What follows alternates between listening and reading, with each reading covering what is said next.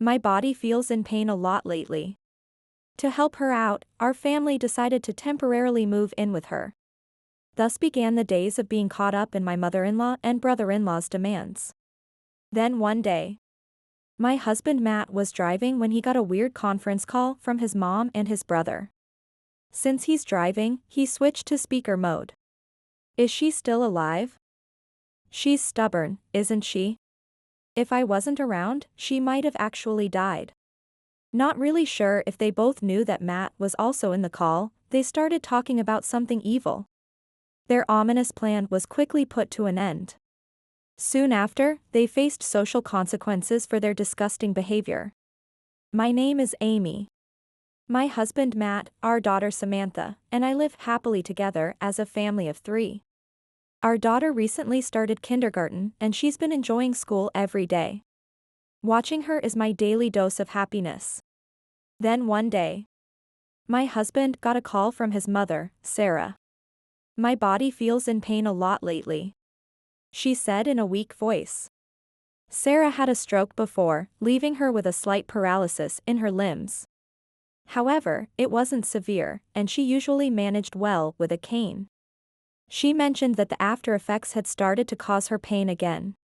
It's hard to live like this with my body. I'm getting old, and who knows what might happen. I might not go as quickly as your father did, Sarah said, sounding worried. I was thinking, how about we all move in with her until her health stabilizes? That's a bit sudden, and what about your brother? I'm pretty sure his brother, Michael, is living with her. But according to my mother-in-law, he's currently job hunting and is too busy to take care of things alone. I was hesitant. Honestly, I wasn't fond of Sarah. She's always been harsh and I've even been on the receiving end of her mean attitude. And it's not just me who doesn't get along with her. Even my husband Matt hasn't had the best relationship with his mother. Sarah always favored her eldest son, Michael, treating Matt like he doesn't exist. When I mentioned this, my husband looked troubled and said, "You're right, but still, she's my mother." That's typical of Matt, with his strong sense of responsibility. Out of respect for him, I agreed to move in with his family. Moving is a big deal, after all. But luckily, our house isn't too far from theirs. Our daughter doesn't need to change preschools. Plus, she seemed pretty excited about it. So I decided to hang in there until Sarah's health improved. And so, we started living at my in-laws' house, but the burden on me was much heavier than I expected. First, the house itself was quite old and large, making household chores a real challenge. Cleaning the entire house takes up a lot of time. Add in, cooking and laundry makes it double. I thought I'd be just supporting my mother-in-law, but in reality, almost all the chores were left to me. And when I'm at work, Samantha, the sun's out. How about we go shopping together? I want to go the swings, she'd say, and off they went, all excited, to play together. And she would often brag, and then, Michael's painting won the first prize. Oh, really? Hey. Are you even listening? The best part is coming up, she'd say, snacking on pastries while endlessly repeating trivial stories about Michael's past. Honestly, it was beyond annoying. She seemed perfectly fine to me. I thought she was in pain, where I usually give her a suspicious look. And she would always start coughing as if she just realized something. Is it just me, or she's just faking it? Well, that's enough complaining about Sarah for now. Next, my brother-in-law. He is quite a troublesome person as well. Contrary to what I had been told, Michael was practically a freeloading bachelor bum living off his mother. His mindset and behavior were shockingly immature for a man in his 40s. Amy, I'm hungry. Where's my lunch?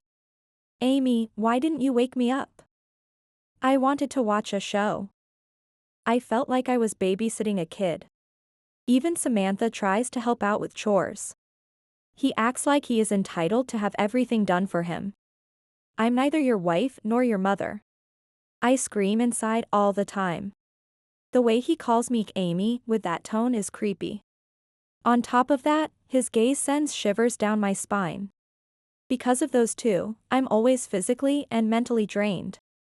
Then one night, a few relatives had gathered at the house for a drinking session. I went upstairs to get a fan to improve the airflow inside the house. Let's see, the fan should be around here. Amy. When I turned around, Michael is suddenly standing behind me. Then, with a smirk on his face, he said something really crazy. Why don't you ditch that loser Matt and start a new life with me? I couldn't believe my ears. But it didn't seem like I had misheard. I saw Michael leering at me, practically drooling. Maybe it was the alcohol, but either way, his statement was absolutely disgusting. Michael, you've had too much to drink. That's not funny, even as a joke. Oh. Are you sure you want to turn me down? I might just spill Matt's little secret. Huh? What are you talking about? I'm busy, so I'm leaving now.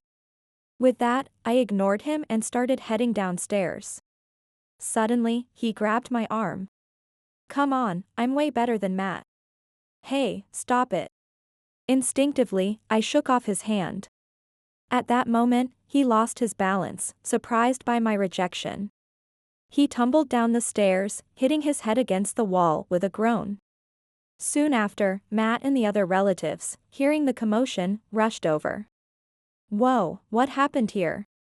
Oh, Michael slipped. Oh no. He's got a huge bump on his head.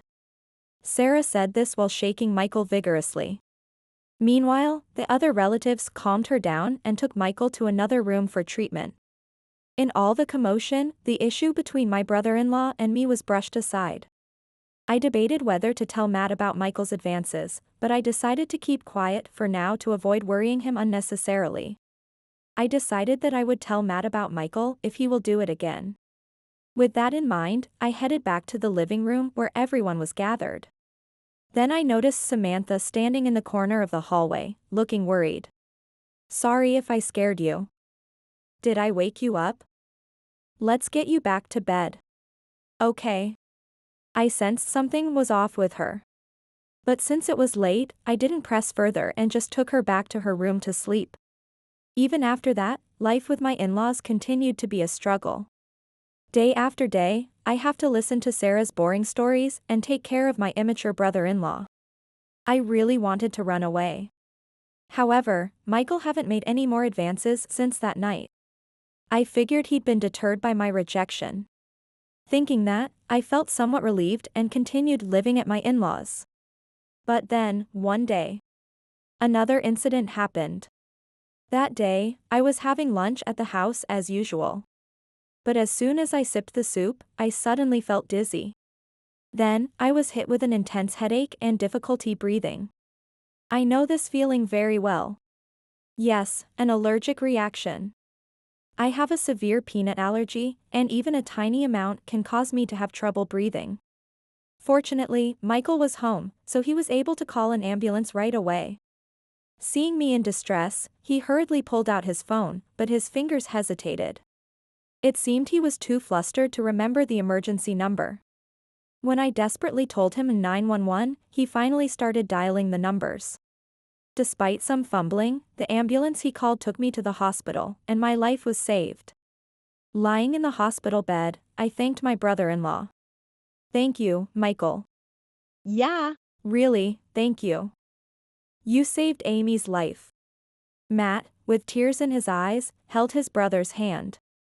Michael, embarrassed and flustered, said shyly. Well, I just did what anyone would do.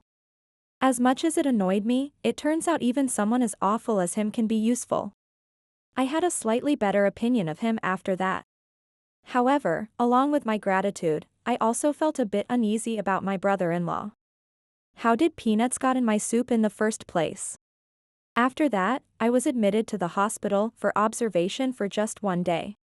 The next day, I was discharged without any issues, and Matt drove me back to his parents' house. In the car, our daughter asked worriedly. Mom, are you okay? Yeah. I'm fine now. Sorry for worrying you. When I heard you were taken to the hospital, I thought my heart would stop. I'm sure I was careful with preparing the ingredients, though, I said, tilting my head in confusion. Just then, Matt's phone rang. Oh, it's Mom, a conference call? Since he's driving, he switched to speaker mode. But the reception was poor, so we could barely hear what was being said on the other end. Hello? That's strange. After a few seconds, the call finally stabilized, but it seemed Sarah didn't notice. She spoke to Michael in a troubled voice. I think the call got cut off. He can't even answer the phone properly. Matt is really useless. Hearing their conversation, our faces turned pale. Is she really still alive? She's stubborn as hell. Mom, you know that's not right. She might have actually died if I wasn't there. It's fine. It's what she deserves for hurting my precious Michael. Yeah, I have to admit, it did feel kind of good. So, what are you planning to do about Amy from now on? Yeah, I'll try to win her over again. I think I've got a better chance now. I mean, I did save her life, right?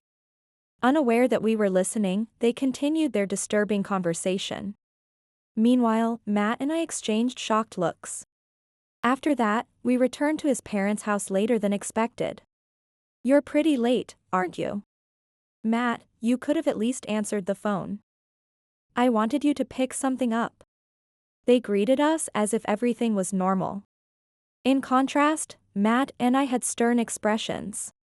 Yeah. We just stopped by the police station. The police station? Did you lose something? Samantha, Mommy, and I need to have an important talk. Can you go to the other room for a bit? Okay. With that, she headed to the other room. Then, I held out Matt's phone towards Sarah and Michael, who are now looking puzzled. After that, I played back the recording of their conversation. Actually, at that moment, I had quickly set Matt's phone to recording mode. Suddenly, both of them panicked and their eyes darted around. What? How did you? I continued, glaring at them as they looked visibly uncomfortable. What exactly is going on here? Oh, well, it was just a joke, you know, a little payback for you rejecting Michael. Wait, Mom, don't talk about that. Michael panicked as his mother started talking. But it was already too late. What? You rejected my brother? What are you talking about? When I explained the situation to Matt, his usually gentle face turned furious. He then relentlessly questioned his mother and brother. Faced with Matt's intensity, they confessed everything. As it turned out, Sarah had been trying to set me up with Michael. And apparently, Michael was all for the plan. So, Sarah faked her illness to lure me to their house.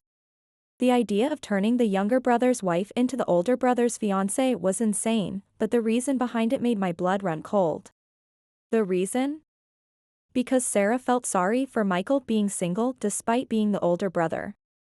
It was a level of cruelty that made them seem almost inhuman. And of course, such a selfish plan was doomed to fail. Which is why Michael ended up tumbling down the stairs so pathetically. Remembering that moment, I shuddered. At the same time, something Michael had said kept nagging at me. What was that secret you were threatening me with? When I asked, Michael glanced at Matt and reluctantly replied. It's about that $50,000 you've been hiding, Amy. Apparently, he was after my personal savings too. But he was completely off the mark. They thought I was secretly making money from stocks or forex, but this money came from my longtime hobby of writing. In other words, it was money Matt knew about, it wasn't hidden at all. That money is something Amy earned herself, so she can use it whenever she needs it, Matt had agreed long ago. Apparently, Michael had accidentally seen the bank book when he visited our house before. And when he mentioned it to Sarah. Why not make her your wife instead? Honestly, it was a terrifying thought.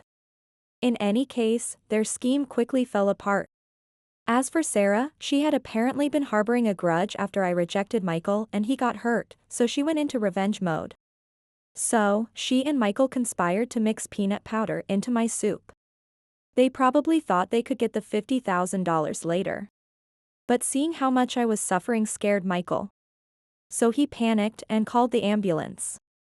By the way, Sarah had been trying to get the bankbook's PIN from Samantha the whole time. Of course, our daughter didn't know it, so it was a futile effort. Your mom is making money by doing something bad, but grandma will take care of it. Oh, and don't tell your mom about this, or she might get arrested, she had told our daughter. That explained why our daughter had been acting strange toward me that day. What were you thinking, Mom?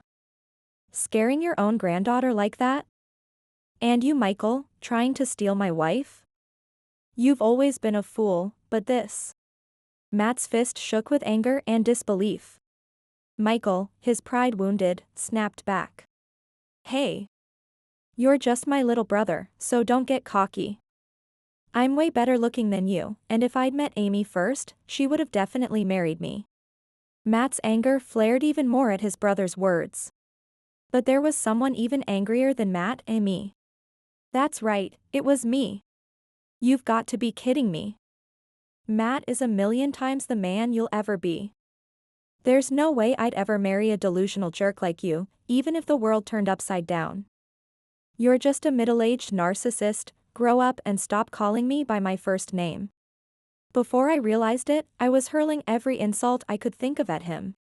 My furious tirade and harsh words made Michael shrink back immediately. Then, catching myself, I cleared my throat and spoke to them calmly. Anyway, your actions were inexcusable. I nearly died, so I'm filing charges. You'll be paying compensation. We already talked to the police. They suggested we talk it out since it's a family matter, but I don't feel like talking anymore. No, you can't. You wouldn't actually press charges, right? Faced with our determination, they turned pale and dropped to their knees, begging for forgiveness. Trembling, they started pleading with us to drop the charges. Wait. We didn't think it would be that serious. Yeah, it was just a moment of poor judgment. Come on, we're family, right? As they begged, Matt and I exchanged a look and discussed it quietly. Just then, Samantha walked into the room. The commotion must have caught her attention.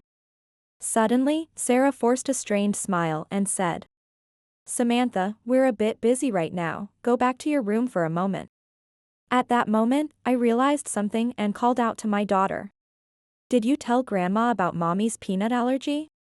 Yeah. She asked me to tell her about you, so I said that even one peanut could make it hard for you to breathe and you might die.